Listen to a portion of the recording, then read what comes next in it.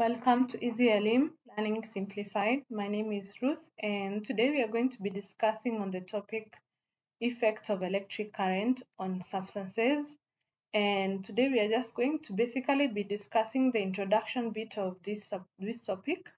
We are going to look at the conductivity of solids and then molten substances and aqueous solutions. Although we are not going to go into details on the aqueous solutions because it's something that you're going also to discuss later on in Form 4. So, and then we'll tackle a few questions. So electrical conductivity, this is usually the setup that we use to test for the substances. So as you can see from the diagram, we have the cell, and the cell you can see we have the positive terminal and the negative terminal. This is connected to the switch and also the bulb. There are some cases this bulb is switched with a voltmeter, or both the voltmeter and the bulb can also be in the setup. But in this case, you are going to use the bulb because you just need to see if the solids are good conductors. And then we are going to place the solid that is being tested on the clip. So the bulb is used to show whether the current is flowing when the current is completed. And when the switch is closed, the bulb lights if the substance being tested allows a current to go through. The bulb does not light if the substance being tested does not allow the current to pass through. So substances that allow current to pass through are usually called conductors, and substances that do not allow any electric current to pass through them are usually called non-conductors. So metals are usually conductors of electricity, and the reason why they are good conductors of electricity, as we said in the previous lessons on metals, is because they have something called delocalized electrons. So these delocalized electrons, they are usually free to move from one point to the other, so they're able to carry the charge or allow the current to flow. So graphite is the exception when it comes to nonmetals. All metals are conductors. The exception is one nonmetal called graphite. Graphite is a nonmetal, but it conducts electricity because we said, as we were looking at the allotopes of carbon, we said that graphite, the carbon atoms only bond with only 3 valence electrons. So one of the electron is not bonded, it's delocalized.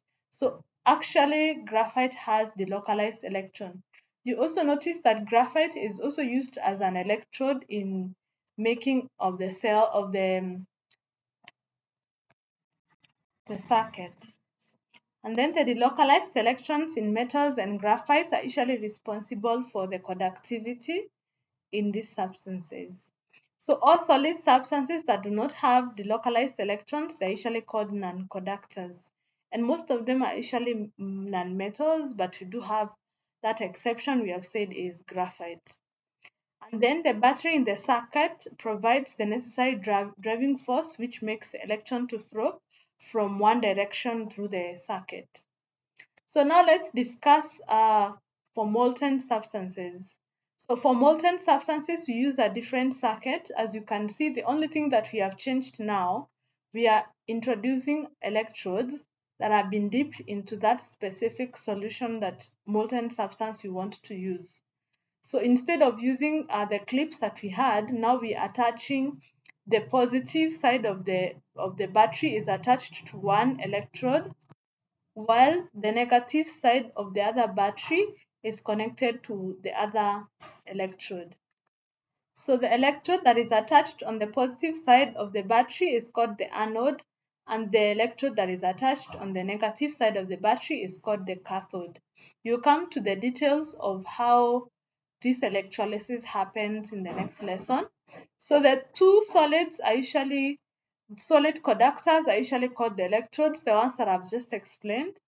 And the electrode is connected to the positive terminal is referred to the anode, and the one that is connected to the negative terminal is referred to as the cathode. Graphite rods are usually used frequently because, first of all, they're unreactive, they conduct electricity, and also they are cheap. So the ionic compounds, like example like lead-2 bromide, lead-2 iodide, do not conduct electricity in solid state.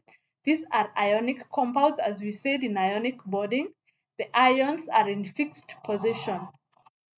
but they can conduct an electric current when melted because now the ions are free to move about. So just like we said, in solid state, the ions are held firmly by strong electrostatic forces, so they can't move. But when you heat them, you melt them, you break those forces, and the ions are able to move. So the mobile ions are the ones that enable these molten substances to conduct electricity. So for molecular substances such as sugar, sulfur, and wax, they do not conduct electricity, both in solid and in molten state. This is because they usually lack like charged particles, and these charged particles can be the ions, the mobile ions, and or the delocalized ions, electrons.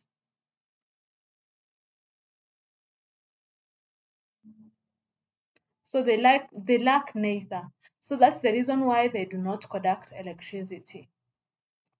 And then metals are usually good conductors, both in solid and in molten states, because of the presence of the delocalized electrons.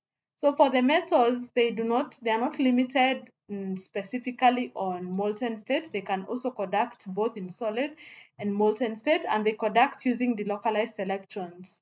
So the delocalized electrons remain mobile when in solid state, but still they are vibrating. Remember, these particles in solid state, they vibrate, but because of those delocalized electrons that are always moving, as we saw in metallic body, it's possible for conductivity to happen. In molten states, the electrons are even more freer. So let's go to aqueous solutions. So in aqueous solution, it's the same setup, but in this case now we put the solution that is being tested instead of the molten solution. So salts like sodium chloride, copper 2 chloride, copper 2 sulfate do not conduct electricity in solid state, but when they are dissolved in water, they conduct electricity. So what happens is when you put these solutions in water, they dissociate into ions. These ions now are the ones that conduct electricity. For solutions of sulfuric acid, hydrochloric acid, sodium hydroxide, and ammonia, they also conduct electricity. We said the reason why is because of the mobile ions. Mobile ions. And then when the circuit is completed, the positive ions in the solution go to the negative electrode. They go to the opposite direction, while the negative ions go to the anode. So you can see the direction of electrons in this case. So the positive ions go to the negative electrode or to the cathode, while the negative ions go to the anode. And then the ions in the solution constitute for the current through which the electricity passes through. The solutions of molecular substances like sugar and urea, like we discussed before, they do not contain these ions. So there is no like flow of current that can happen. So let's look at a few questions in regards to what we have discussed.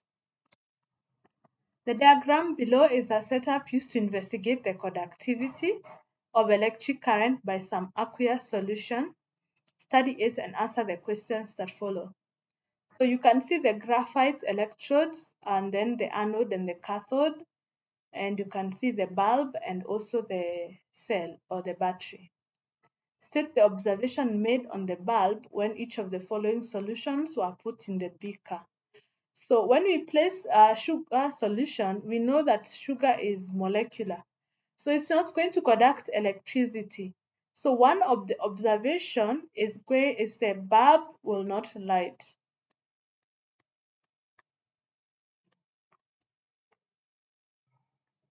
When you put a salt solution, the bulb will light. So you have just been told to state the observation.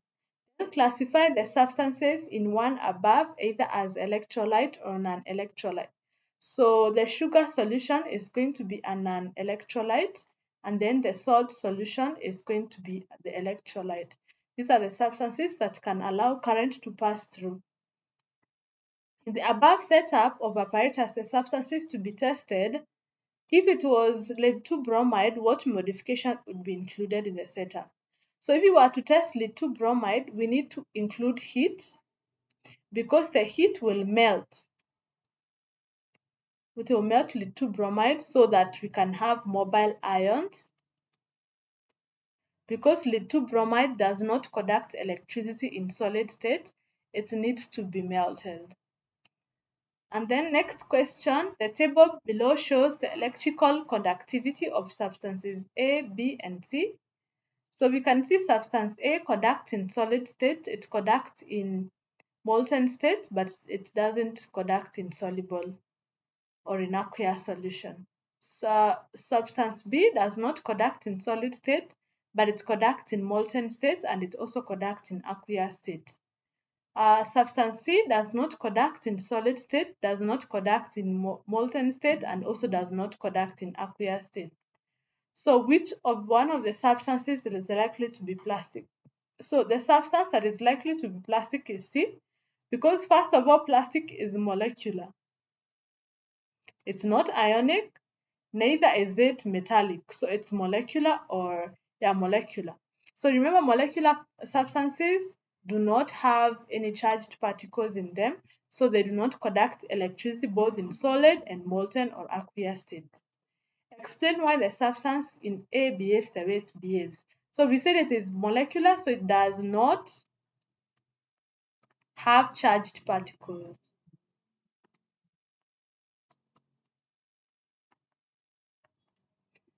And then, which of the substance is likely to be sodium chloride? So sodium chloride is ionic. So ionic substances conduct in molten state and aqueous, but not in solid state. So it's going to be B. And your explanation is that sodium chloride conducts electricity in molten state and aqueous because it will have mobile ions, and while in solid state it does not conduct because the ions are in fixed position. And then finally, give the type of structure and bonding that is present in substance A. So substance A is going to be metallic. The reason why we are saying it's metallic is because it conducts in solid state and also in molten states. So that brings us to the end of this subtopic. In the next topic now, we are going to go to details on electrolysis of molten solutions. So see you then.